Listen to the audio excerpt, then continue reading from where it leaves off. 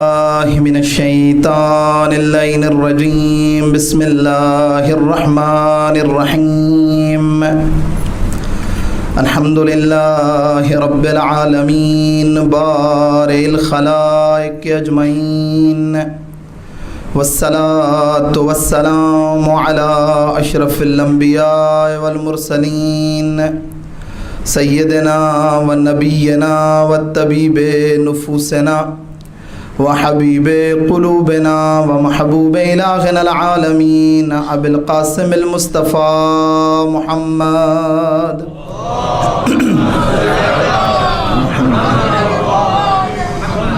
وعلى أهل بيته الطيبين الطاهرين المعصومين المنتخبين المنتجبين الذين أذهب الله عنهم الرجس وطهرهم تطهيرا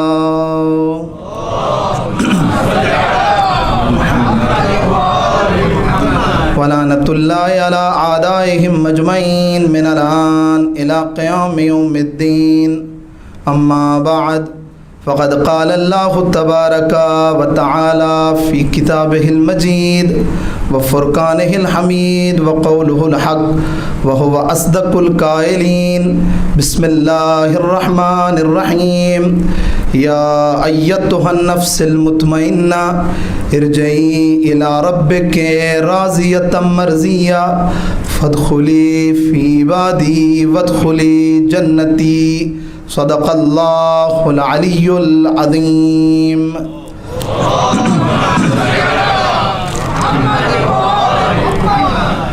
ذان محترم دعا گو ہوں اس فرش اعضاء کے توسط مولا سید الشہداء کے توسط سے مہربان اللہ اس مجلس میں آئے ہوئے تمام مومنین اور وہ مومنین جو گھروں میں ہیں آن لائن ہماری مجلس دیکھ رہے ہیں سب کی نیک دلی حاجات کو پورا فرما، سب کی دعاؤں کو مستجاب فرما. پروردگارا ہمارے والدین اور ہمارے مرحومین کے گناہ معاف فرما. پروردگارا جو اس ماہ محرم کے پہلے 10 دنوں میں اس دنیا سے گئے، خصوصاً ممباسا کے مومنین مومنات جو دنیا سے رخصت ہوئے، پروردگارا سب کی مغفرت فرما. مہربان اللہ جو مومنین بیمار ہیں، 2 بیماروں کے لیے خاص کر کہا گیا ہے، ایک دارالسلام نیروبی میں، دوسرا برمنگم میں وہاں UK، اور باقی تمام بیمار مومنین کوئی ادھر ہے کسی دنیا کے کونے میں ہے، امام حسین کے آخری سجدے کا واسطہ میرے اللہ سب بیماروں کو شفا عطا فرما. پروردگارہ اس بلا و وبا کو ہم سے دور فرما. میرے اللہ مومنین کو عرضی و سماوی آفات و بلیات سے محفوظ فرما. پروردگارہ واسطہ محمد و آل محمد کا اس مرکز و اس سنٹر کو آباد و شاد فرما. پروردگارہ مومنین کی محافظت فرما، ان کی مشکلات کو دور فرما، نوجوانوں کی اصلاح فرما. پروردگارہ عزاداری سید الشہداء دنیا کے جس کونے میں ہے عزاداری اور عزاداروں کی محافظت فرما. پروردگارہ ہمیں مجالس سید الشہداء میں آنے، مجالس کو سننے اور مجالس کو سننے کے بعد فرامین ائمہ پہ عمل کرنے کی توفیق عطا فرما. میرے اللہ واسطہ محمد و آل محمد کا وہ تمام مومنین، ممباسا جماعت کی مینجمنٹ کمیٹی، عزادار کمیٹی، تبلیغ کمیٹی اور وہ تمام نوجوانان جو اس مجالس کو آرگنائز کرنے میں، اس مجلس عزا کو برپا کرنے میں زحمت کر رہے ہیں، تکلیفیں اٹھا رہے ہیں، اور وہ عزادار جو یہاں تشریف لائے ہیں، پروردگارہ سب کی توفیقات خیر میں اضافہ فرما. میرے اللہ جیسے یہ حسینیہ آباد ہے، امام کے ظہور تک اس حسینیہ کو آباد و شاد فرما. پروردگارہ واسطہ محمد و آل محمد کا جو مومنین نظر و نیاز کا اہتمام کر رہے ہیں، ان کے مال و رزق میں برکت و وسعت عطا فرما. پروردگارہ ان کو ان کی فیملی بچوں سمیت آباد و شاد فرما. امام عصر کے ظہور میں تاجیل فرما، امام علیہ السلام کے آوان و انصار میں شمار فرما. ربنا تقبل منا انک انت السمیع العلیم برحمتک یا ارحم الراحمین. بار دیگر اپنی اپنی دعاؤں کی استجابت کے لیے بلند تر صلوات.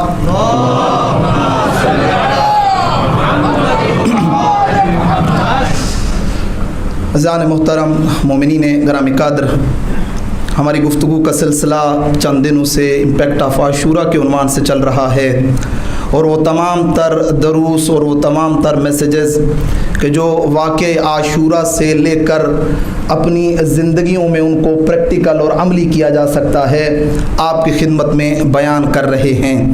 اور عزیزان محترم، اگر کربلا والوں کا مقصد اور ایم سمجھ میں نہ آئے تو عزاداری اس عنوان سے انسان کو فائدہ نہیں پہنچا سکتی جس لیے سید الشہداء نے اتنی بڑی قربانی دی ہے۔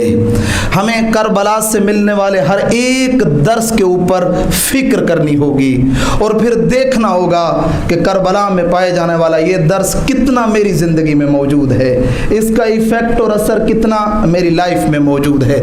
آج جس ٹاپک کو میں آپ کی خدمت میں لے کر آیا ہوں، کربلا کے دروس، کربلا کے میسیجز میں سے ایک امپورٹنٹ میسیج کربلا والوں کا یہ ہے کہ جو فقط کربلا والوں سے ہمیں نہیں ملتا، جبکہ کربلا میں لاسٹ مومنٹ تک یہ چیز ہمیں نظر آتی ہے اور یہ ہماری لائف میں کامیابی اور سکسیس کا ذریعہ بن سکتی ہے۔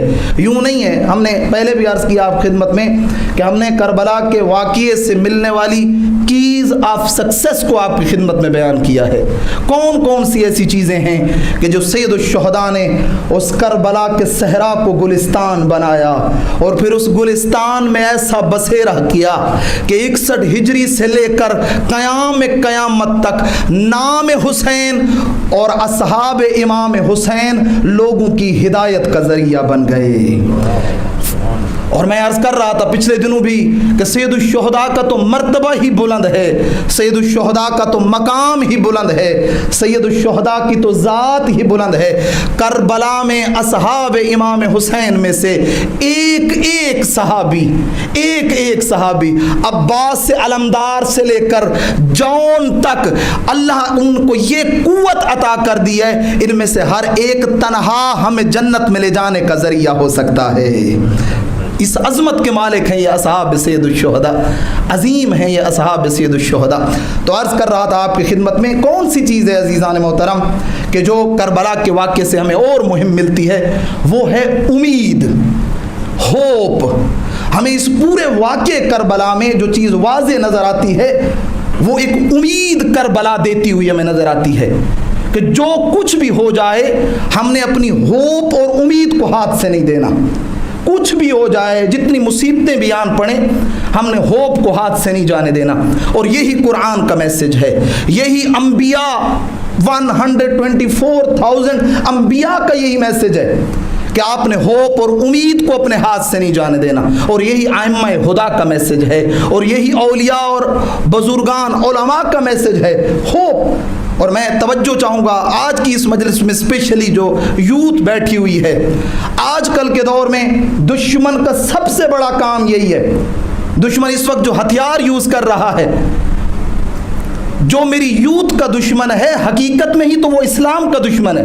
وہ نہیں چاہتا کہ یوتھ کا کریکٹر، ایک مسلمان یوتھ، ایک شیعہ اہل بیت اور عزادار سید الشہداء کا کریکٹر اور کردار میں اسلام نظر آ رہا ہو، اور وہ پوری کوشش کر رہا ہے کہ آج کے نوجوان اور آج کی یوتھ کو ہوپلیس کیا جائے، اور یہی اس کا سب سے بڑا، اور مختلف طریقوں سے وہ ہوپلیس کر رہا ہے۔ تو عرض کر رہا تھا آپ کی خدمت میں، قرآن مجید کہیں پہ کہتے ہیں لا تقنطوا من رحمت اللہ، اللہ کی رحمت سے مایوس نہیں ہونا، ہوپلیس نہیں ہونا۔ اللہ کی رحمت وسیع ہے۔ ایک شخص کو پیغمبر اسلام نے دعا کرتے ہوئے دیکھا، وہ دعا کر رہا تھا اے میرے خدا مجھے اور رسول خدا کو بہشت میں لے کے جانا۔ پیغمبر اسلام اس کے قریب ہے، کہا اے اللہ کے بندے قد زیت رحمت اللہ، تو نے اللہ کی رحمت کو بہت تنگ کر دیا ہے، کیوں یہ دعا مانگ رہا ہے کہ میں جاؤں اور رسول خدا فقط جائیں؟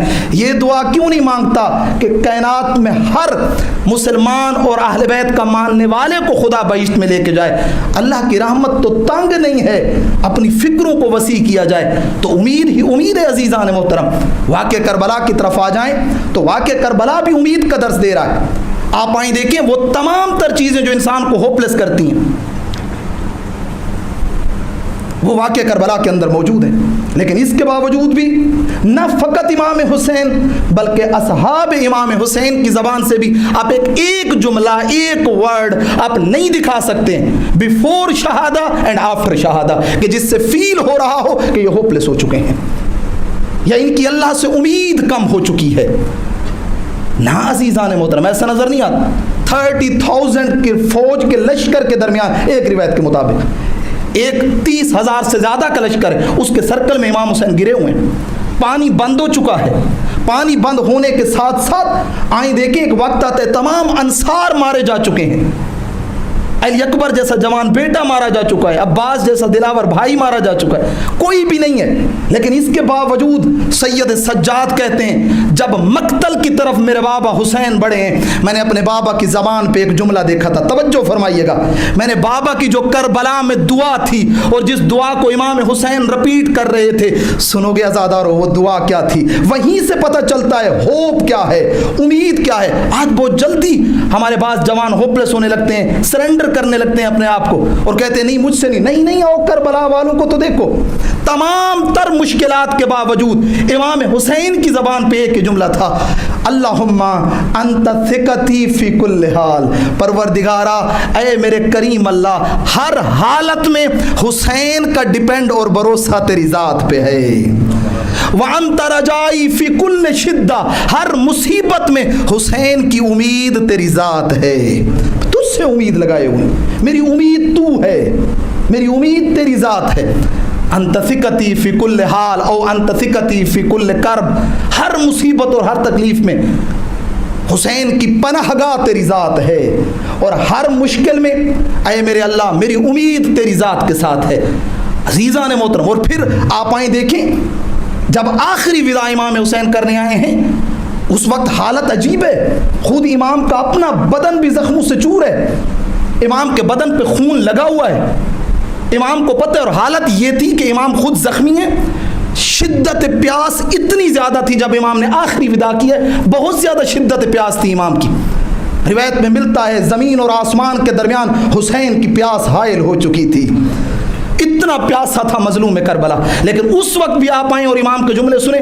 ایک مرتبہ حرم کو جمع کیا ہے اور حرم کو جمع کر کے پھر وہاں پر بھی ہوپ دلائی جا رہی ہے اور کہا جا رہا ہے استعدو, امام فرما رہے ہیں استعدو للبلا, بلا کے لیے تیار ہو جاؤ. یعنی امام کو پتہ ہے حالت کیا ہے کہ چھوٹے چھوٹے بچوں نے امام کو گھیرا ہوا ہے اور چھوٹے چھوٹے بچوں کے چہروں سے پیاس جو ہے, اور حالت عجیب ہے, بچوں کی زبانیں خشک ہو چکی ہیں. لیکن اس کے باوجود امام کے جملے کیا ہیں, استعدوا للبلا. میں یہ 3-4 جملے امام علیہ السلام کی آپ کی خدمت میں عرض کر دیتا ہوں, آپ آئیں ان جملوں کی طرف نگاہ کریں. پہلا جملہ جو امام علیہ السلام نے, استعدوا, بلا کے لیے تیار ہو جاؤ. امام کو پتہ ہے کہ میرے بعد کیا ہونے والا ہے, امام جانتے تھے میرے حرم کے ہاتھوں میں رسیاں ڈال کے بازار و دربار پھرایا جائے گا. لیکن اس کے باوجود بھی اللہ سے امید کتنی ہے, اس کے باوجود خدا پہ ٹرسٹ کتنا ہے, اللہ پہ بھروسہ کتنا ہے. عزیزان کربلا ہمیں اللہ پہ بھروسہ کرنے کا درس دیتی ہے. ایک جملہ فرمایا, اس کے بعد دوسرا کیا فرمایا, فرمایا وَعَلَمُوا أَنَّ اللَّهَ يُحَافِظُكُمْ وَحَامِيكُمْ, جان لو میں حسین کہہ رہا ہوں, جتنی بھی مصیبت پڑ جائے, جتنی بھی بلائیں آ جائیں, میں حسین کہہ رہا ہوں اللہ تمہارا حافظ اور اللہ تمہارا محافظ و حامی ہے. خدا کو نہیں چھوڑنا, در خدا سے دور نہیں ہٹنا, ایک لحظہ بھی نا امیدی اور ہوپلیس نہیں ہونا. اسی لیے آپ آئیں, اگر ائمہ کی بارگاہ میں پوچھیں, جب امام سجاد سے سوال ہوا یا کسی بھی امام سے, مولا سب سے بڑا گناہ کون سا ہے, گناہ کبیرہ کون سا ہے, اس سے پہلے کہ امام الکوہل کو لے کر آئیں, قتل کو لے کر آئیں, یعنی مرڈر کو, الکوہل کو اور دوسرے مینی ٹائپ آف گناہ کبیرہ, آپ جائیں گناہ کبیرہ پہ 2 وولیم بک جو ہے وہ لکھی جا چکی ہے. لیکن پہلا گناہ جس کو امام آ کر کاؤنٹ کرتے ہیں, امام فرماتے ہیں نا امیدی, ہوپلیس. ہوپلیس گناہ کبیرہ ہے, نا امید نہیں ہونا بارگاہ پروردگار سے, نا امید نہیں ہونا اللہ کی ذات سے. فرمایا خدا تمہارا محافظ بھی ہے, اللہ تمہارا حامی و ناصر بھی ہے. اور پھر اس کے بعد امام علیہ السلام فرماتے ہیں وَسَا يَنْجِيكُم مِّن شَرِّ الْأَعْدَاءِ, خداوند متعال تمہیں ان قریب اعداء کے شر سے نجات دے گا, خدا تمہیں بچائے گا, تم گھبرا کیوں رہے ہو. یعنی وہاں پر امام علیہ السلام کا یہ جملہ, اور پھر فرمایا وَيَجْعَلُكُمْ عَاقِبَتُكُمْ خَيْرًا, تمہاری عاقبت اور اینڈنگ خیر پہ ہے, اور خداوند متعال تمہارے دشمنوں کو متعدد عذاب اور بلاؤں میں مبتلا کرے گا. آخر وقت میں بھی امید دلائی جا رہی ہے. اور پھر ایک جملہ عجیب ملتا ہے امام علیہ السلام, وہ کیا ہے, امام علیہ السلام نے فرمایا میری شہادت کے بعد کوئی ایک بات بھی ایسی نہ کرنا کہ جس سے تمہارے اجر میں کمی آ جائے. بلا کے بعد ایک اجر ملتا ہے, مصیبت کے بعد ایک اجر ملتا ہے, بلا ہر دفعہ انسان کے گناہ کی وجہ سے نہیں ہوتی ہے، کبھی کبھی بلا اور اکثر طور پر خدا بلا میں اپنے چاہنے والے اور اپنے مومن کو مبتلا کرتا ہے تاکہ اس کے درجے کو بلند کر سکے، تاکہ اس کے مقام کو بلند کر سکے۔ بخار میں آپ آئیں دیکھیں، جناب سلیمان فارسی بیمار ہوئے، پیغمبر اسلام ان کی عیادت کے لیے آئے، جب گئے اس کے گھر میں اور سلام وعلیکم السلام کے بعد کہا کہ اے سلمان، خداوند متعال بیمار کو کئی چیزیں عطا کرتا ہے، اس میں سے ایک چیز یہ ہے جب بیمار دعا کرتا ہے اللہ ویسے قبول کرتا ہے جیسے ملائکہ کی دعا کو سنتا اور قبول کرتا ہے۔ یہ بیماری، پھر فرمایا تمہیں پتہ ہے بیمار کے گناہ بدن سے ایسے جھڑتے ہیں جیسے کہ اوتھم اور خزاں کے مہینے میں درختوں کے پتے جھڑ جاتے ہیں، یہ دوسرا خداوند متعال اس کو عطا کرتا ہے۔ جیسے ہم دیکھتے نہیں ہیں جب آپ چاہتے ہیں کہ ایک لیول سے اپنے لیول کو اپ گریڈ کریں، نارملی کالج میں، اسکولوں میں، یونیورسٹیز میں ایک امتحان لیا جاتا ہے، ادروائز اگر 100 یوتھ کی ایک کلاس ہے کہ جو آئی تھنک مثلا فار ایگزامپل 1 ایئر اور 2 ایئر انہوں نے اسٹڈی کی، اب انہوں نے اپ گریڈ ہونا ہے، تو کیسے پتہ چلے گا اس میں سے کس نے کتنی اسٹڈی کی اور کس کے اندر کتنا معیار ہے؟ حتماً ان کا امتحان لیا جاتا ہے اور آفٹر ایگزام ان کو اپ گریڈ کیا جاتا ہے۔ خدا بھی اپنے بندوں کو دیکھتا ہے، ان بندوں میں سے جب بعض بندوں کو خدا چاہتا ہے کہ اپ گریڈ کر دے پھر اسے بلا اور امتحان میں مبتلا کر دیتا ہے، اگر اس بلا پہ بھی وہ شکر کرتے ہوئے نظر آئیں پھر خداوند متعال ان کے مقام اور درجے کو بلند کر دیتا ہے۔ بلا پہ گھبرانے کی ضرورت نہیں ہے، امید کو نہیں چھوڑنا، یہ کربلا والوں کا میسج ہے۔ اور اگر آج کی مجلس میں ہم نے اس چیز کو لے لیا، کچھ بھی ہو جائے ایسی بات نہیں کرنی جس سے دشمن خوش ہو جائے۔ اکثر ہم نے دیکھا ہمارے بعض مومنین، ہمارے شیعان حیدر کرار ایسی باتیں کرتے ہیں کہ بس جسٹ سوسائڈ نہیں کر رہے باقی سارا کچھ کر رہے ہوتے ہیں، یہ ان کی زندگی میں یہ سب کچھ ہوتا ہے۔ اب کیونکہ وہ سوسائڈ حرام ہے تو بس، ادروائز وہ تقریباً اس کے قریب پہنچ چکے ہوتے ہیں۔ کیا مطلب؟ اس چیز کی طرف نہیں جانا، میں جلدی سے چلوں کیونکہ 2 باتیں آگے بھی امپورٹنٹ میں نے آپ کی خدمت میں بیان کرنی ہے۔ آپ آ جائیں، بہت زیادہ دین مبین اسلام نے ہوپ اور امید پہ توجہ دلائی ہے۔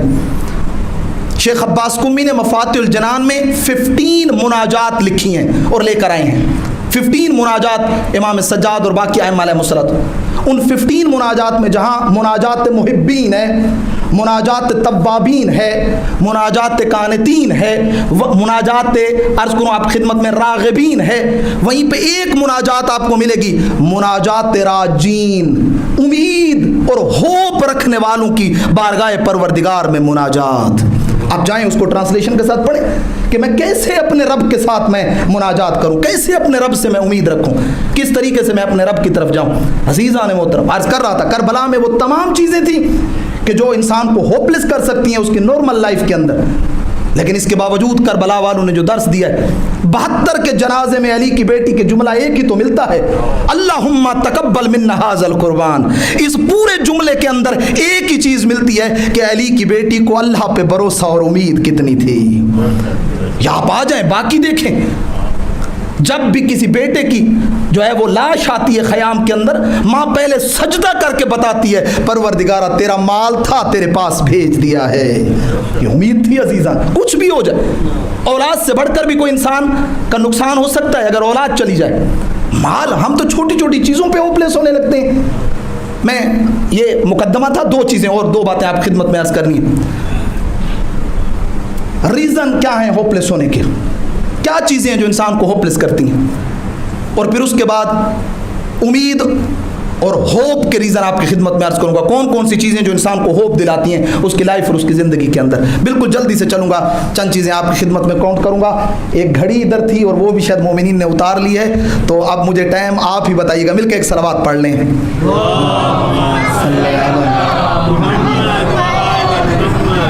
تو عرض کر رہا تھا آپ کی خدمت میں چند چیزیں ہیں کہ جو انسان کو ہوپلیس کرتی ہیں، ان میں سے پہلی چیز جو ہوپلیس کرتی ہے انسان کو عزیزان محترم، اور ائمہ علیہ الصلوۃ والسلام نے بھی اسی چیز کی طرف جو ہے وہ عرض کروں آپ خدمت میں اشارہ کیا ہے اور بیان کیا ہے، اس کو فرمایا مشکلات، بیماری، کسی عزیز اور اقربا کا دنیا سے چلا جانا، بزنس میں لاس ہو جانا، اور اسی کے ساتھ ساتھ عرض کروں آپ کی خدمت میں کہ کسی جو ہے وہ کسی کے زندگی میں ڈسٹربنگ آ جانا، خدا نہ کرے طلاق کا آ جانا، اور یہ اس طرح کی مشکلات مالی ہوں یا اس طرح کی چیزیں ہوں، زیادہ تر یہ پہلی چیز ہے جو انسان کو ہوپلیس کرتی ہے۔ آپ آئیں دیکھیں، جو ہی مشکل آپ کی لائف میں آتی ہے اور زندگی میں ایک پرابلم آتی ہے، فوراً ہوپلیس ہونے کی ضرورت نہیں ہے، آپ نے کوشش کرنی ہے، آپ نے تلاش کرنی ہے، اسٹرگل کرنی ہے، اس کے بعد وہ مشکل نہیں رہے گی، وہ مشکل ختم ہو جائے گی۔ یا مثال کے طور پر مخالفت جو ہے وہ کچھ لوگوں کے اگینسٹ باتیں کرتے ہیں تو وہ ہوپلیس ہو جاتے ہیں۔ ایک بندہ ہے حسینیہ میں کام کر رہا ہے، کمیٹی میں کام کر رہا ہے، اچھا کچھ لوگوں نے باتیں کی یہ ایسا ہے، وہ ہتھیار پھینک کے سب کچھ پھینک کے گھر چلا جاتا ہے، ہوپلیس ہو جاتا ہے۔ کیا مطلب؟ آپ ایک چھوٹی سی مخالفت سے گھبرا رہے ہیں، مگر انبیاء کی مخالفتیں نہیں ہوئیں، مگر رسول خدا کے چہرے پہ لوگوں نے پتھر نہیں مارے، مگر ان کے راستے میں کانٹے نہیں بچھائے گئے، مگر ان کا بدن زخمی نہیں ہوا، مگر فاطمہ زہرا نے بابا کے بدن پہ پٹیاں نہیں رکھی۔ نوح نبی کو کتنی مجنون کہا گیا، جناب نوح کو کتنی تکلیفیں انبیاء کو ملی ہیں، علماء کو ملی۔ یعنی کوئی چھوٹا سا آپ کی اگر مخالفت ہو جاتی ہے اور آپ کے اگینسٹ باتیں، آپ حق پہ ہیں، گھبرانے کی ضرورت نہیں ہے، مشکلیں آئیں گی۔ اس لیے کہا گیا ہے کہ اگر تم چاہتے ہو کہ امیدوار رہو پھر دنیا کو سمجھو۔ اگر آپ کے پاس دنیا کی معرفت آ جائے گی تو آپ کو یہ پتہ چل جائے گا دنیا میں 2 دن کیا 2 گھنٹے بھی برابر نہیں ہو سکتے ہیں۔ یہ غم و علم کی دنیا ہے، یہاں کس نے کہا ہے وہ سکون؟ امیر المومنین فرماتے ہیں کہ جو بندہ دنیا میں خوشی سمجھتا ہے کہ مجھے دنیا میں آرام مل جائے گا، امام فرماتے ہیں وہ بھول کر رہا ہے، دنیا تو خوشی اور آرام کی جگہ ہی نہیں ہے۔ صبح ٹھیک ہوں، دوپہر کو بدن میں درد شروع ہو جاتا ہے، کبھی کیا کہیں سے کوئی خبر۔ تو یہ مشکلات جو ہیں، آپ عرض کروں آپ خدمت میں، یہ ایک چیز جو ہے وہ مشکلات۔ دوسری چیز میں اس کو زیادہ نہیں اوپن کرتا، فقط یہی جو عرض کر رہا ہوں آپ آئیں، فار ایگزامپل ایک مشکل آئی ہے لائف میں، ایک جملہ عرض کرتا چلو، مشکل آئی ہے، پرابلم آئی ہے، فوری طور پر ہوپلیس نہ ہوں۔ آپ آئیں دیکھیں کہ یعنی ٹائپ آف پرابلم، آپ سب سے پہلے دیکھیں یہ کس ٹائپ کی پرابلم ہے، فزیکلی ہے، فائنانشلی ہے، عرض کروں آپ خدمت میں اسلامی ہے، کیا پرابلم کہاں سے ہے، پھر جب اس پرابلم کو سمجھ لیں اسی کے راستے سے جائیں، اس کو حل کریں۔ پھر آئیں دیکھیں یہ اللہ کی طرف سے امتحان ہے، یہ اس پرابلم کو میں نے خود بنایا ہے۔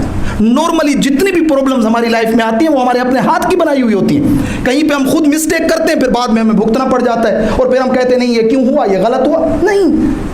پھر آئیں سیکنڈ سٹیج میں، آپ آئیں کہ دیکھیں اس پرابلم کو آپ خود سولو کر سکتے ہیں، سورٹ آؤٹ کر سکتے ہیں تو ٹھیک، نہیں تو پھر کسی سے ہیلپ لے لیں۔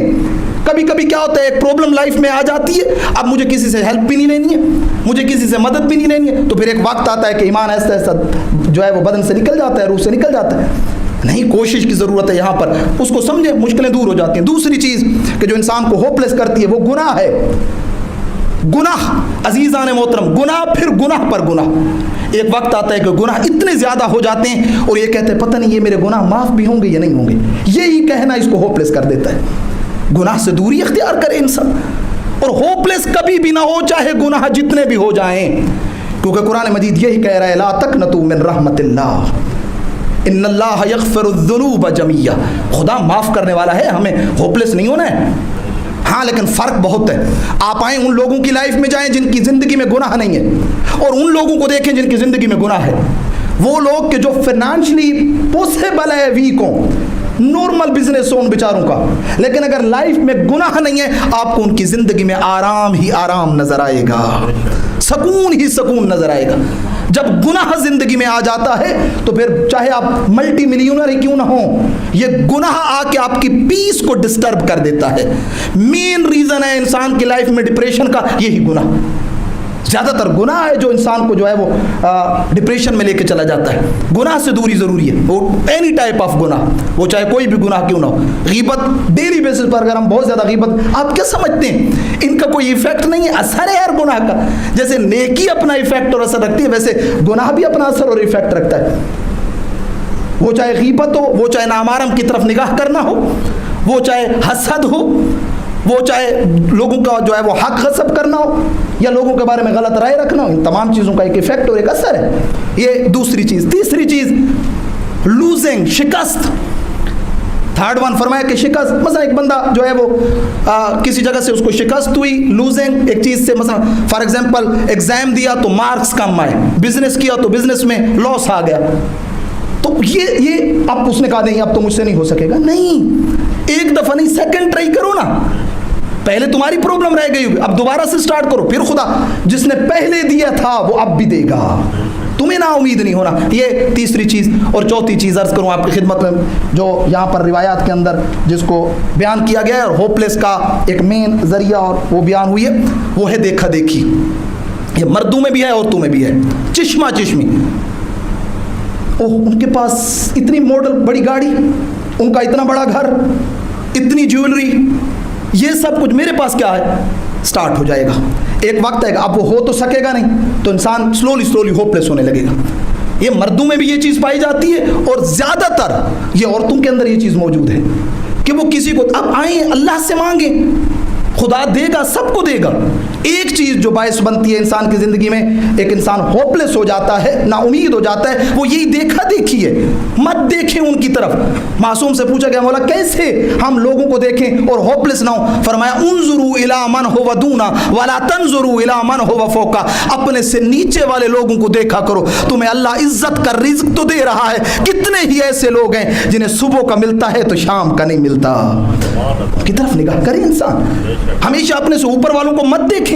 جب ان کو دیکھیں گے تو ایک وقت آئے گا ان کے اوپر ایک اور بیٹھا ہے، پھر اس تک پہنچیں گے تو اس کے اوپر ایک اور بیٹھا ہے. یہ تو ایک ایسا سلسلہ ہے جو کبھی ختم ہی نہیں ہوگا. کہاں تک بھاگے گا انسان؟ تو بیٹر کیا ہے؟ اپنے سے نیچے والوں کو دیکھو، وہ کس طرح کی لائف گزار رہے ہیں بیچارے. ان کی لائف کو دیکھو، ان کی زندگی کو دیکھو.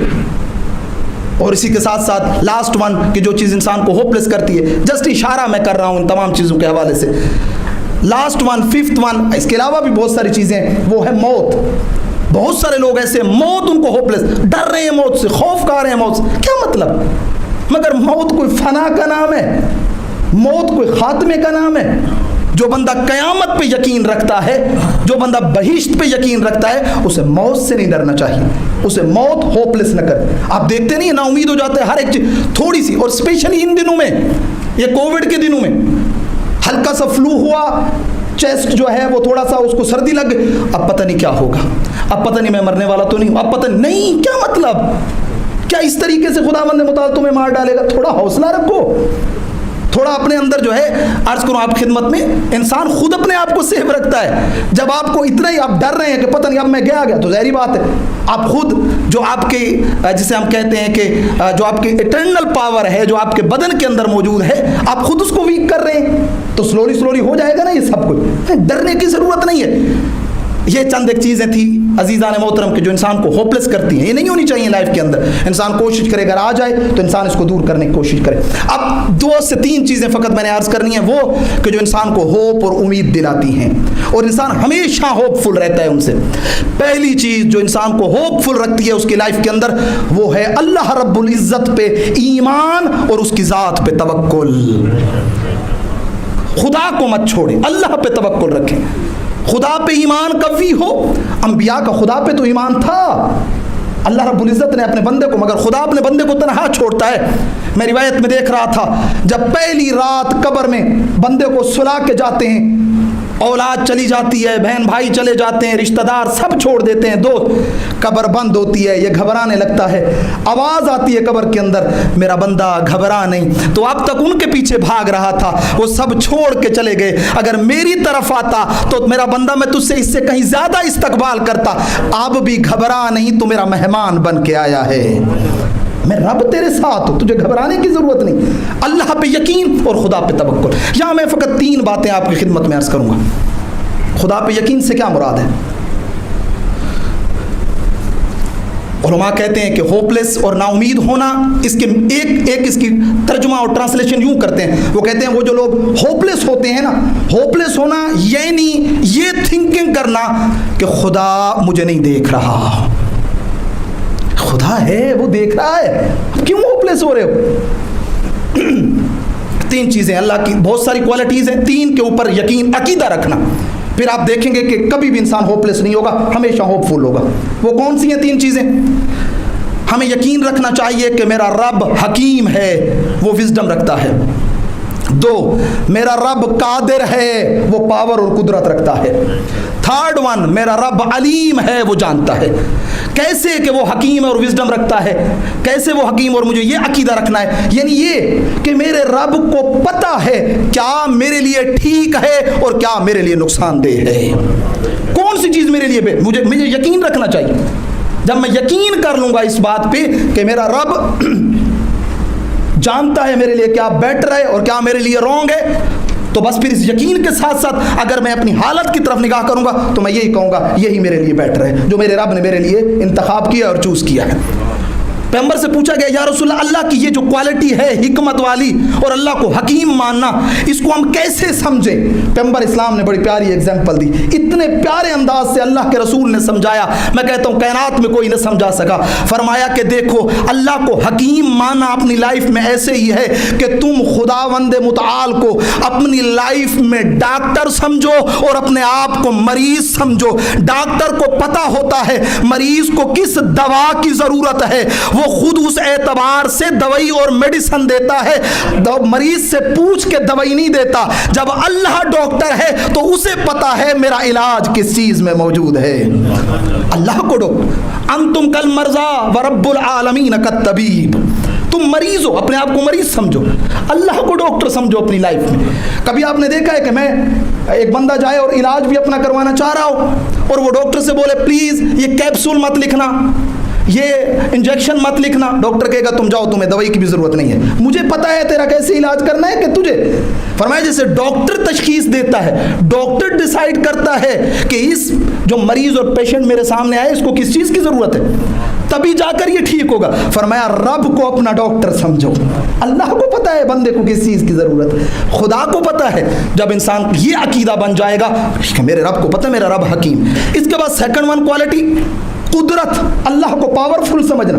یعنی کیا مطلب؟ یعنی میرا یہ یقین رکھنا کہ اگر میرا خدا مجھ جیسے کئی بلین لوگوں کو بھی بلیونر بنا دے تو بھی اس کے خزانے میں کمی نہیں آئے گی، تب بھی اس کے خزانے میں کمی نہیں آئے گی، اس کا خزانہ کم نہیں ہوگا۔ بھائی ہم اپنی نارمل لائف میں کیا کرتے ہیں؟ ہم یہی کرتے ہیں نا کہ ایک بندے کے پاس گئے، اس نے چند ایک کو دیا، اور دیتے ہوئے اس کو یہ ڈر لگ رہا ہوتا ہے کہیں میرے پاس پیسے کم نہ پڑ جائیں، کہیں میرا بینک بیلنس کم نہ ہو جائے۔ بھائی یہ اللہ قادر ہے، وہ جتنوں کو بھی دے دے اس کا خزانے میں کمی آنے والی نہیں ہے، وہ قادر مطلق ہے۔ بس یہ یقین رکھنا وہ رب کہ جس نے ابراہیم کے لیے آگ کو گلزار بنا دیا، وہ رب جس نے اسماعیل پہ چھری کو کوند کر دیا، وہ اللہ کہ جس نے نوح کو کشتی کے ساتھ بچا دیا، وہ اللہ کہ جس نے موسیٰ کے لیے دریا کو 5 حصوں میں تبدیل کر دیا تھا، وہ اللہ کہ جس نے جناب مریم کے ہاتھ پہ عیسیٰ کو بلوا کر مریم کی عصمت کی گواہی دلوائی تھی، وہ اللہ کہ جس نے رسول خدا کے لیے مکڑی کا جالا بنا کر اپنے رسول کو کیو اور غار میں پروٹیکٹ کیا تھا، وہ اللہ جو یونس پیغمبر کو مچھلی کے پیٹ میں بچا سکتا ہے، وہی خالق قادر ہے میری زندگی میں مجھے بھی عطا کر سکتا ہے، مجھے بھی دے سکتا ہے۔ یہ ساری مثالیں ہمارے سامنے نہیں ہیں، وہ چیزیں جو امپوسیبل ہیں دنیا کے اندر وہ سب کرتا ہے، تو کیا پھر مجھے گھبرانے کی کیا ضرورت ہے؟ مجھے اسی پہ امید رکھنی ہے، مجھے خدا پہ امید رکھنی ہے۔ اینڈ تھرڈ ون، اللہ کو علیم سمجھنا۔ اللہ علیم ہے، کیا مطلب؟ یعنی وہ جانتا ہے، یوں نہیں ہے۔ میں بھی کبھی کبھی ہمیں کچھ لوگوں کو بتانا پڑتا ہے بھئی میری فنانشلی ابھی جو سچویشن ہے وہ بہت ویک ہے، مجھے کیونکہ ان کو پتہ نہیں ہوتا، لیکن خدا کو بھی بتانے کی ضرورت ہے کیا؟ وہ جانتا ہے، وہ میرے دل سے آگاہ ہے، جب اس کو پتہ ہے تمام چیزوں کا۔ عزیزان محترم، جب ان 3 چیزوں کا عقیدہ ہماری لائف میں سٹرونگ ہو جائے گا کہ میرا اللہ حکیم ہے، میرا اللہ قادر ہے، میرا اللہ علیم ہے، میرا اللہ بصیر ہے، میرا اللہ سمیع ہے، خدا کی قسم آپ زندگی میں دیکھیں گے کہیں پہ بھی کوئی مشکل آئے گی تو آپ اپنے سفر کو جاری رکھیں گے یہ کہتے ہوئے جب اس کو پتہ ہے وہ خود حل کر دے گا، میں اپنی کوشش کروں راستے وہ کھولتا چلا جائے گا، وہ راستے کھولے گا، مجھے نہیں رکنا، مجھے کسی جگہ پہ سٹاپ نہیں کرنا۔ یہ ایک۔ دوسری چیز جو پھر انسان کو ہوپ فل کرتی ہے عزیزان محترم، وہ کوشش ہے، کوشش اور تلاش ہے، سٹرگل ہے۔ ہمیں کوشش کی بھی ساتھ ساتھ ضرورت ہے۔ ہوپ اور امید کا مطلب یہ نہیں ہے کہ میں اللہ پہ توکل کروں اور کوئی کام بھی نہ کروں اور گھر میں بیٹھ جاؤں۔ قرآن مجید کیا کہہ رہے ہیں؟ وَمَن يَرْجُو لِقَاءَ رَبِّهِ فَلْيَعْمَلْ عملا صالحا, جو بھی اللہ سے ملاقات کی امید رکھتا ہے, جو چاہتا ہے کہ اللہ سے لقاء کرے, اللہ کی رضا کو حاصل کرے, اسے چاہیے کہ عمل صالح کو انجام دے, کچھ کرے بھی صحیح, کچھ انجام بھی دے. یا امیر المومنین کے آپ جائیں, ان شورٹ جو امام کے جو کلام ہے اس کی طرف نگاہ کریں, اس میں ملتا ہے لا تکن ممن یرجو الآخرۃ بغیر عمل, ان لوگوں کی طرح مت ہو جاؤ جو کچھ بھی نہیں کرتے اور پھر بھی جنت کی امید لگائے بیٹھے ہیں. ساتھ میں ہم نے کوشش اور سٹرگل بھی کرنی, اللہ پہ توکل اور ٹرسٹ کے ساتھ ساتھ مجھے تلاش اور کوشش اور سٹرگل کرنی ہوگی. شخص آیا ہے امام صادق علیہ الصلوۃ والسلام کے پاس,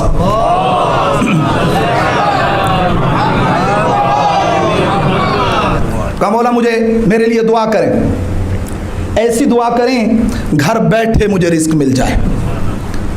ایسے ابھی بھی بہت سارے لوگ ہیں ہماری جو ہے وہ سوسائٹی کے اندر, کچھ بھی نہ کروں رزق آ جائے. امام علیہ السلام نے اس کی طرف دیکھا, امام نے فرمایا اے عبد خدا, تیرا یہ کہنے سے مجھے ثابت ہو رہا ہے کہ تو ایک اینٹ, جس کو ہم اپنی زبان میں چیونٹی کہتے ہیں, تو ایک اینٹ سے بھی زیادہ کمزور ہے. کہنے لگا مولا کیسے؟ فرمایا تو نے دیکھا نہیں ہے وہ اینٹ ونٹر میں اپنا رزق تلاش کر, سمر میں اپنا رزق تلاش کرتی ہے ونٹر کے لیے, کیونکہ اس کی جان بڑی کمزور ہے, اسے پتہ ہے ونٹر کو برداشت نہیں کر پائے گی. تو نے دیکھا ہے اس کی کوئی بیک بون نہیں ہے, لیکن اس کے باوجود بھی اسٹرگل کر رہی ہوتی ہے. اے عبد خدا, خدا نے تجھے اتنی قوت دی ہے, تب ایسی بات کیوں کرتا ہے؟ تو جا تلاش کر, وہ رزق و روزی کے دروازوں کو کھول دے گا, کھول دے گا تیرے لیے. یہ کیسی دعا کر رہا ہے؟ کچھ بھی نہ کرو. امام صادق سے حدیث ہے, امام فرماتے ہیں اللہ 4 قسم کے لوگوں کی دعا کو قبول نہیں کرتا. 4 قسم کے لوگوں کی دعا اللہ قبول نہیں کرتا, نہیں سنتا, ریجیکٹ کر دیتا. پہلا کس کی؟ فرمایا وہ بندہ کہ جو بغیر کچھ کام کیے گھر میں بیٹھ کر رزق و روزی کی امید رکھے, بغیر کچھ کیے. یہ آپ نے کبھی کبھی دیکھا نہیں, اور ہمارے استاد بڑی پیاری مثال دیتے ہیں, وہ کہتے ہیں کہ ایسے ہی ہے یہ بندہ کہ یہ بینک سے گاڑی کے نکلنے کی امید لگائے بیٹھا ہے, لیکن ابھی تک بینک میں اکاؤنٹ نہیں کھولا. کچھ بینک جو ہے نا ان کے ہاں یہ ایک ہوتا ہے ان کی طرف سے کہ جو بھی اکاؤنٹ کھولے گا آخر میں جو ہے وہ پھر قرآن دازی ہوگی, اور کسی کا بھی نیم یا نام نکلا تو اس کو گاڑی دے دی جائے گی. یہ گاڑی کی امید لگائے ہوئے, ابھی تک اکاؤنٹ نہیں کھولا بینک کے اندر. جنت کی امید لگائے ہوئے, کچھ عمل اور کام نہیں کر رہا. پہلا بندہ, ہم فرماتے ہیں اس کی دعا خدا نہیں سنتا اور قبول نہیں کرتا, جو بغیر کچھ کیے رزق و روزی کی امید رکھے, بغیر کچھ کیے جو ہے وہ ایک. دوسرا فرمایا جو اسراف کرے اپنی زندگی کے اندر, توجہ فرمائیے گا, جو اسراف کرے اپنی زندگی کے اندر اور پھر اللہ سے دعا کرے یہ جو جگہ میں گیپ نہیں آ گیا میرے اس لائف کے اندر, پروردگارہ تو اس کو فل کر دے. خدا فرماتے تو نے کیوں اسراف کیا تھا؟ تجھے اسراف نہیں کرنا چاہیے تھا, تجھے دیکھنا چاہیے تھا تیری جو عرض کروں آپ خدمت میں فائنانشلی طور پر تیری انکمنگ کتنی ہے, اسی کے مطابق تجھے خرچ کرنے کی ضرورت تھی. یہ دوسرا, اس کی خدا نہیں سنتا. اور آج ہم دیکھتے ہیں بہت ساری جگہوں پہ اسراف ہو جاتا ہے ہماری لائف کے اندر. یہ 2. اور تیسرا فرمایا خدا اس کی دعا کو نہیں سنتا اور قبول نہیں کرتا کہ جو کسی کو لون دے, قرضہ دے, یا کسی کو اپنا بزنس پارٹنر بنائے اور اس کے ساتھ ایگریمنٹ سائن نہ کرے, یا کسی چیز کو لکھ پڑھ نہ کرے, ایسے ہی آنکھیں بند کر کے اس کو دے دے اور بعد میں وہ کھا جائے, پھر کہے پروردگارہ وہ بندہ چلا گیا, تو اس کو کہیں سے پکڑ کے لے آ, وہ میرے پیسے واپس کرے. مگر خدا اسی کام کے لیے رہ گیا ہے. قرآن مجید میں واضح اللہ تبارک و تعالیٰ نے فرمایا ہے بھائی سے بھی کوئی بزنس ڈیل کرو, اس کا ایگریمنٹ کرو, اس کو لکھ پڑھ کرو, تاکہ بعد میں مشکلات نہ ہو. امام کے بیٹے ہیں, امام صادق کے ایک بیٹے ہیں جناب اسماعیل, جہاں سے یہ اسماعیلی مذہب ہے. یہ امام کی شہادت کے بعد مولا موسیٰ بن جعفر امام کاظم کی امامت کے قائل نہیں ہے اسماعیل, بلکہ امام کے اسی بیٹے کی امامت کے قائل ہو گئے تھے. جبکہ یہ امام کا بیٹا امام کی زندگی میں فوت ہو گئے تھے, ان کی وفات زندگی میں ہوئی ہے. انہوں نے, ان کے کچھ جاننے والے تھے تو ان کو نارملی ٹائم نہیں ہوتا تھا ان کے پاس, مولا کی خدمت میں رہتے تھے. امام بھی یا لیکچر دیں یا درس دیں یا بزنس کریں تو کبھی کبھی کچھ پیسے امام کچھ بزنس مینوں کو دے دیتے تھے, وہ جائیں بزنس کریں پھر اس کی بچت لے کے آئیں. تو جناب اسماعیل نے بھی یہی کیا. جب آئے امام کے پاس سارا کچھ پوچھا تو امام نے کہا دیکھ لو بے دین لوگوں کے ساتھ مت کرنا. تو خیر انہوں نے کر دیا اور وہ لوگ سارے پیسے بھی کھا گئے. جب کھا گئے اور امام کا بیٹا امام کے پاس کہا بابا یہ سب کچھ, امام نے کہا میں نے کہا نہیں تھا, کچھ ایگریمنٹ کیا تھا, کہا وہ بھی نہیں کیا تھا, میرے بڑے ٹرسٹ فل فرینڈز تھے. تو کہا بس ٹھیک ہے ابھی اپنے آپ کو کوسو, اب خدا سے مانگنے کی ضرورت نہیں ہے. بہت سارے لوگ ابھی اسی وقت ہمیں مولانا کوئی عمل ہے پلیز کوئی عمل دیں, وہ بندہ میرے پیسے کھا کے بھاگ گیا ہے. بھائی تم نے کیوں ایسا کیا تھا؟ امام یہ چوتھا بندہ ہے جس کی امام دعا قبول نہیں کرتے. اور پانچواں اللہ سے بہت زیادہ توقع اور امید رکھ بیٹھنا. کام اتنا نہیں کیا جتنے کام کا خداوند متعال سے جو ہے وہ پھر اس کا چاہ رہا ہے کہ خدا اس چیز کو پورا کر دے. لائک اس کو عرض کروں آپ خدمت میں, یونیورسٹی میں گیا, اس کو میڈیکل کرنا تھا, اس نے ٹیسٹ دیا, انٹری ٹیسٹ دیا. اب اس کے لیے اس کو بہت ہارڈ سٹرگل کی ضرورت تھی. وہ کہہ رہا ہے کہ لائک اس نے جو اسٹڈی کی تھی وہ 60 سے 70% مارک کی تھی, اور وہ 100% مارک کی امید کیسے لگائے بیٹھا ہے, خدایا آپ باقی تو پورے کر لینا. کیا مطلب؟ جب میں نے کوشش کم کی, میں کہیں نہ کہیں پہ کمی رکھ بیٹھا. یہ دین میں نے عرض کیا تھا یہ ایک لوجیکل ریلیجن ہے ہمارا, جہاں سب کچھ ہوتا ہے اور اللہ ہر جگہ پہ معجزہ نہیں دکھاتا. عزیزان محترم, کچھ ہمیں بھی کرنا ہوگا, کوشش کرنی ہوگی. تو فرمایا ان 4 بندوں کے اللہ دعا کو نہیں سنتا, کیونکہ انہوں نے کوئی مذاق بنایا ہے ان چیزوں کو. کوشش کرنے کی ضرورت ہے. خود کوشش کرو پھر دعا مانگو, اللہ برکت ڈال دے گا. اسراف نہ کرو پھر دعا مانگو, خداوند متعال جہاں پہ کوئی کمی رہ گئی تھی اس کو پورا کر دے گا. خود تم بزنس ڈیل کرو, لون دو, ایگریمنٹ کرو, پھر اگر کوئی کمی بیشی ہوئی خدا کہیں نہ کہیں سے تمہیں دے دے گا. اسی طریقے سے جتنی کوشش کرو, بزنس میں آپ نے جتنی سٹرگل کی, سٹڈی میں آپ نے جتنی سٹرگل کی, آپ نے جس کام میں بھی جتنی سٹرگل کی, اتنی اللہ سے امید رکھو نا. کوشش تم اپنی پوری کرو, پھر جو کمی رہ جائے گی خداوند متعال اس کو پورا کر دے گا. ایک اور لاسٹ ون عزیزان محترم, جو انسان کو ہوپ فل کرتا ہے وہ پلاننگ ہے. آج ہماری لائف میں ہم کیوں بہت جلدی ہوپ لیس ہو جاتے؟ پلاننگ ہی نہیں ہے. اگر پلاننگ ہو ہماری لائف کے اندر, ہم نے دیکھا 1000 سے وہ بڑے بڑے بزنس مین بنے, اور جب پلاننگ نہیں تھی لائف کے اندر تو 1 ملین کو بھی 2 دنوں میں اجاڑ بیٹھے اور خراب کر بیٹھے. پلاننگ نہیں تھی لائف کے اندر. یہ چیز بہت ضروری ہے. یہی اسلام ہمیں بتاتا ہے کہ آپ آؤ پہلے پلاننگ تو کرو, پہلے دیکھو تو صحیح کیا ہے, میں نے کس کام کو, اس پیسے سے کیا کام ہو سکتا ہے. وہ آپ کے پاس کیپٹل منی جو تھی وہ بہت کم تھی, ایک ایسا بزنس سٹارٹ کیا جس کو یہ منی جو ہے وہ نہیں لے جا سکتی تھی آگے. آپ آؤ پہلے اتر, نہیں میری ویلیو میں کمی ہو جائے گی. کیا مطلب ویلیو میں کمی ہو جائے گی؟ تم اتنا ہی کرو جتنا کر سکتے ہو, پلاننگ کے ساتھ آگے چلو, پھر دیکھو خداوند متعال کس طریقے سے برکتیں جو ہے وہ عطا کرتا ہے زندگی کے اندر. عزیزان محترم, کربلا ہوپ اور امید کا درس دیتی ہے. آئیں زندگی سے کبھی بھی اس ہوپ اور امید کو دور نہ جانے دیں. جتنی بھی بلائیں آ جائیں, جتنی بھی مصیبتیں اور تکلیفیں آ جائیں, امید وابستہ رکھیں خدا کے ساتھ, امید وابستہ رکھیں زندگی کے ساتھ. دین ہوپ اور امید کا درس دیتا ہے. میری لاکھ جانے قربان, یہ کربلا والوں کو اس کی رحمت سے تو امید تھی, نا امید نہیں تھے. ان کو پتا تھا یہ جو کام کر رہے ہیں اس کا رزلٹ بڑا پیارا ہے. جب انسان کوشش شروع کرتا ہے اور اسے پتا ہوتا ہے کہ رزلٹ اچھا ہے تو پھر وہ ہوپ لیس نہیں ہوتا بلکہ ہوپ فل ہو جاتا ہے. کربلا والوں نے ہمیں یہی کہا ہے کہ جب راستہ پتا چل جائے نا, جب راستہ پتا چل جائے یہ حق کا راستہ ہے, پھر گھبرائیں مت, پھر لوگوں کی مخالفت کا پرواہ مت کریں, پھر چلتے رہیں, خدا آپ کو کامیابی عطا کرے گا اور اللہ کامیابی دینے والا ہے. میری لاکھ جانے قربان, ہو گئی ہے 7 محرم, شہادت کی راتیں شروع ہو گئی ہیں. کل سے کربلا والوں کا پانی بند ہو جائے گا. کل کے دن سے مصیبتیں شروع ہو جائیں گی. اس کا پانی بند ہوگا جس کے ماں کے حق ماہر میں پانی ہے. اس کا پانی بند ہوگا جس کے نانا کے صدقے کائنات خلق ہوئی.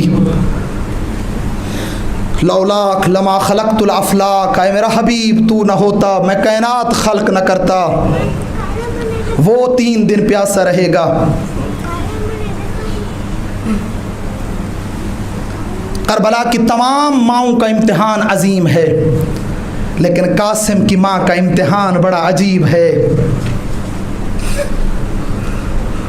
عزیزان محترم, 61 ہجری سے پہلے مورخین نے لکھا ہے 12 سال کا ہوا ہے قاسم, اور یہ 12 سال ماں نے یتیمی میں پالا ہے قاسم.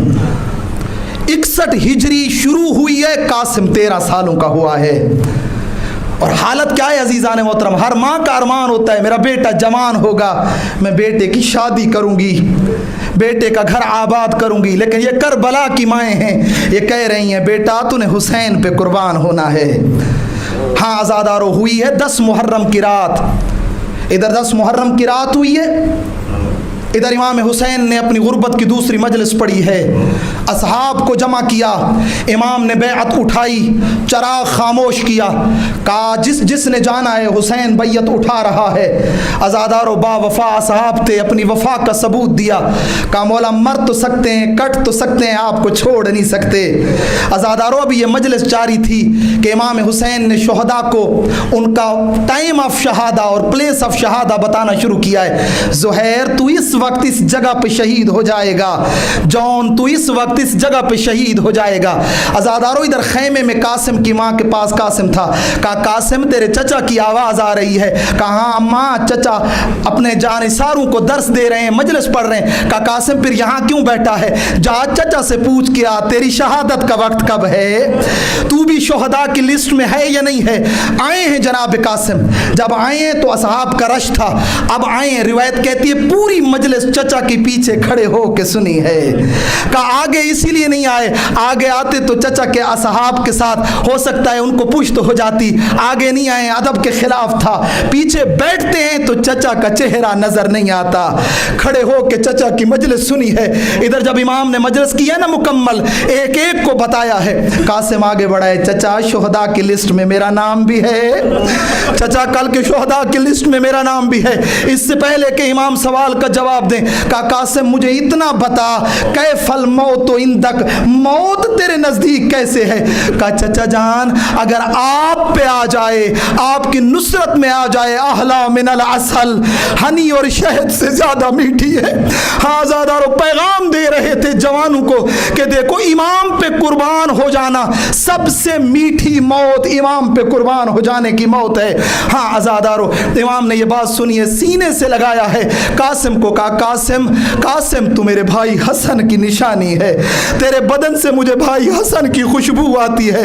ہاں قاسم کل کی شہداء کی لسٹ میں تو تیرے بھائی علی اصغر کا نام بھی ہے، علی اصغر کا نام بھی ہے۔ عزادارو جب یہ سننا تھا ایک مرتبہ قاسم کو جلال آیا، سینے پہ ماتم کرنا شروع کیا، چچا جان مگر یہ ملعون کل کیا ہمارے خیام میں آ جائیں گے، چچا جان علی اصغر تو ابھی بچہ ہے، چچا جان علی اصغر تو میدان میں نہیں آ سکتا، علی اصغر تو جنگ نہیں لڑ سکتا۔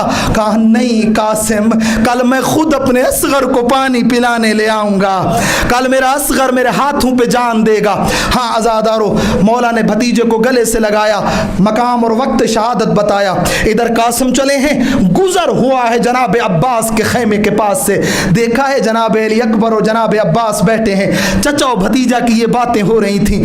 جناب عباس کہہ رہے تھے علی اکبر کل تو نے مقتل نہیں جانا، علی اکبر تجھے اگر کچھ ہو گیا نا تو ہے میرے حسین کی آنکھوں کا نور، میرے بھائی کی آنکھوں کا نور ختم ہو جائے گا۔ یہ سننا تھا کہ علی اکبر نے کہا چچا عباس بس آپ نے بھی مقتل نہیں جانا، آپ ہو بابا کی کمر کا زور، اگر آپ کو کچھ ہو گیا بابا کی کمر ٹوٹ جائے گی۔ عزادارو یہ جملے سن رہے تھے، قاسم آگے بڑھ کے کہتے ہیں چچا عباس اگر اجازت ہو تو ایک بات کروں۔ کہا ہاں قاسم بول۔ کہا آپ ہو چچا کی کمر کا زور، بھائی علی اکبر ہے چچا کی آنکھوں کا نور، میں یتیم ہوں، میں جاؤں گا، میرے جانے سے نہ چچا کی کمر ٹوٹے گی نہ آنکھوں کا نور ختم ہوگا۔ عزادارو یہ جملے سننے تھے مولا ابا عبداللہ نے، اے قاسم کو سینے سے لگایا، سینے سے لگا کے کہا قاسم کیا تیری موت میرے لیے کم صدمہ ہے، اے تو بھائی حسن کی نشانی ہے۔ ہاں عزادارو ہوا ہے عاشور کا دن، شہداء نے جانا شروع کیا ہے، ہر شہید سے پہلے قاسم آتا چچا کے سامنے منت کرتا چچا مجھے مقتل بھیجیے، امام یہی کہہ کے واپس کر دیتے تو بھائی حسن کی نشانی ہے، تجھ سے بھائی حسن کی خوشبو آتی ہے۔ ایک مرتبہ خیام میں آئے ہیں، ماں نے منہ موڑا ہے، کہا ماں کیا غلطی ہوئی ہے، کہا قاسم تو دیکھ نہیں رہا علی اکبر کی لاش آ چکی ہے، اون محمد کے لاشیں آ چکے ہیں، جناب عقیل کی اولادوں کے لاشیں آ چکے ہیں۔ اے قاسم تو دیکھ نہیں رہا میری عالیہ بی بی کے جوڑی کی لاشیں آ چکی ہیں, میں زینب کو کیا منہ دکھاؤں گی؟ قاسم جلدی جا اپنے آپ کو چچا پہ قربان کر. کہا ماں میں کیا کروں, ہر شہید سے پہلے جاتا ہوں, چچا قبول نہیں کر رہے. روایت کہتی ہے ایک مرتبہ ماں کے سامنے یوں مقاتل نے لکھا ہے, مقاتل لکھتے ہیں حمید ابن مسلم کا میں نے دیکھا ایک خیمے سے ایک بچہ نکلتا تھا جس کا چہرہ 14ویں کے چاند کی طرح روشن تھا. یہ کہتا ہے وہ اس جگہ آتا جہاں حسین بیٹھے ہوئے تھے. کہا میں بڑا عجیب منظر دیکھتا, کبھی یہ بچہ بیٹھ جاتا ہے, کبھی کھڑا ہو جاتا ہے, کبھی بیٹھ جاتا ہے, کبھی کھڑا ہو جاتا ہے. کہا جب میں نے غور کیا دیکھا جب کھڑا ہوتا ہے چچا کے ہاتھوں کا بوسہ لیتا ہے, جب بیٹھتا ہے چچا کے پاؤں کا بوسہ لیتا ہے. ہر دفعہ یہ کہتا ہے چچا مجھے اجازت عطا کر دیں, مجھے مقتل جانے دیں. امام ہر دفعہ واپس بھیج دیتے ہیں. اب روایت کہتی ہے اب جو پلٹا ہے نا خیمے میں, تلوار نکالی, اس کو اوپر اپنے ماتھے کو رکھا. اب زمین کربلا قاسم کے آنسوں سے تر ہونے لگی. ماں نے یہ منظر دیکھا, کہا ماں آپ کہتی ہو قربان ہو جاؤ, چچا اجازت نہیں دیتے ہیں. یہ منظر دیکھا, بی بی کو 28 سفر کا وقت یاد آیا. ہاں امام حسن نے کہا تھا اے ام فروا جب میرے قاسم پہ کوئی مصیبت آ جائے, میرا قاسم پریشان ہو جائے, میں ایک تعویذ بیٹے کے بازو پہ باندھ رہا ہوں, بس اسے کھول لینا. عزادارو بی بی نے تعویذ کھولا, قاسم کے ہاتھ میں دیا. اب جو تعویذ کو پڑھا ایک مرتبہ چہرہ کھل اٹھا, قاسم خوش ہو گیا. ماں نے پوچھا قاسم کیا لکھا ہے؟ میں نے بیٹا پڑھا نہیں تھا. کہا ماں لکھا ہے, بابا نے لکھا ہے, وصیت کی ہے, قاسم 10 محرم کا دن ہوگا, قاسم میرا ماں جایا اکیلا رہ جائے گا, اے دشمن گھیر لیں گے. قاسم جب دیکھنا انصار مارے گئے, اے میرے بھائی پہ قربان ہونے میں دیر نہ کرنا, اے قاسم جلدی چچا کی نصرت پہ جانا.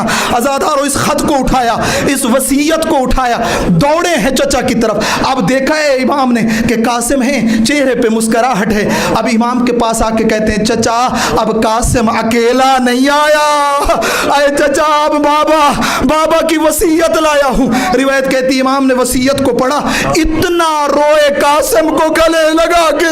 روایت کہتی ہے دائیں طرف حسین گرے, اے بائیں طرف قاسم گرے.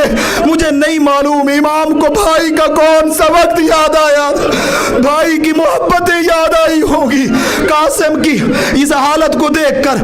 ہاں عزادارو امام نے دیکھا اب کوئی چارہ نہیں, اب کوئی چارہ نہیں. عزادارو خود مولا ابا عبداللہ نے امام حسین نے قاسم کو تیار کرنا شروع کیا ہے. سر پہ بھائی حسن کا عمامہ رکھا, امام نے خود لباس پہنایا, تلوار حمایل کی. اب عالم ایک عجیب ہے, 2 کام کربلا کے شہیدوں میں کسی شہید کے ساتھ نہیں ہوئے جو قاسم ابن حسن کے ساتھ ہوئے ہیں. عزادارو سنو گے کون سے 2 کام؟ مقاتل نے لکھا ہے جب قاسم تیار ہوا ہے نا, امام نے قاسم کے کرتے کی دائیں طرف کو بھی پھاڑا ہے, بائیں طرف کو بھی پھاڑا اور چیرا ہے. علماء نے لکھا امام نے ایسا کیوں کیا؟ کہ عربوں میں رسم تھی, اگر کرتا پھٹا ہوا ہوتا تھا تو بتا رہا ہوتا تھا اب جو مقتل میں آیا ہے یہ یتیم ہے, ہو سکتا ہے کوئی یتیم سمجھ کر رحم کر لے. ہاں عزادارو سنو گے دوسرا, اجرکم عند اللہ, اجرکم عند اللہ. ہاں عزادارو دوسرا کام کیا کیا ہے؟ روایت میں ملتا ہے ہر شہید اپنی سواری پہ خود بیٹھا ہے. عزادارو قاسم کو اٹھا کے بٹھایا, ادھر قاسم کی سواری چلی. مقاتل میں ملتا ہے ہر ایک کو امام نے ودا کیا ہے, ہر ایک کو ودا کے جملے کہے ہیں, لیکن قاسم پہ عجیب جملہ کہا. ادھر قاسم کی سواری چلی, ادھر امام نے پڑھنا شروع کیا انا للہ و انا الیہ راجعون, اے میرے اللہ میرے قاسم کی حفاظت. ہاں آزادارو آئی ہے سواری. شہزادے نے اپنا تعارف کرایا, اے فوج اشکیا میں علی مرتضیٰ کا پوتا ہوں, اے فوج اشکیا میں جعفر طیار کی نسل سے ہوں, اے فوج جیش کیا ہم آل محمد ہیں. شہزادے نے لڑنا شروع کیا. شام کے پہلوانوں کے بیٹوں کو واصل جہنم کیا. ایک مرتبہ ایک دشمن خدا اٹھا, کہا کہ اگر میں نے تیری ماں کو تیرے غم میں نہ بٹھایا تو میں مقتل میں بھی نہ آیا تھا. ایک دوسرا ظالم کہتا ہے اپنے آپ کو بھی دیکھ, اس بچے کو بھی دیکھ, اے اس کی کمسنی کو بھی دیکھ, اے جس کے پاؤں رکابوں میں نہیں آ رہے ہیں, اے اپنے آپ کو بھی دیکھ. ایک مرتبہ اس ملعون نے چھپ کے وار کیا. عزادار و تلوار کا وار تھا. اے قاسم گھوڑے کی زین پہ سنبھل نہ سکا. عزادار و صاحب مقتل مکرم والے نے ایک جملہ لکھا ہے. وہ کہتے ہیں کچھ شہید کربلا کے ایسے ہیں, جب یہ شہید مقتل آئے ہیں نا, ان کی مائیں در خیام پہ آ گئی تھی. عزادار انہی شہداء میں سے ایک قاسم کی ماں بھی ہے. عزادارو جو آ گئی تھی در خیام پہ, وہ اپنے قاسم کی جنگ دیکھ رہی تھی. ادھر قاسم اترا, آواز آئی یا اماں درگری, اے چچا مدد کو آئی. روایت میں ملتا ہے کسی شہید کی لاش پہ امام اتنی جلدی نہیں گئے جتنی جلدی قاسم کی لاش پہ آئے. عزادارو ادھر دھول اٹھی, ادھر دھول و گرد و غبار تھا, امام کو قاسم نہ مل رہا تھا. عزادارو اب جو دھول چھٹی, اے قاسم کا عجیب منظر تھا. اے امام نے ماتم کرنا شروع کیا اور ماتم کر کر کے کہہ رہے تھے ہائے میری مظلومی, ہائے میری غربت, اے قاسم تو نے چچا کو بھلایا, اے چچا آیا, اے میرا لال میں تجھے بچا نہ سکا.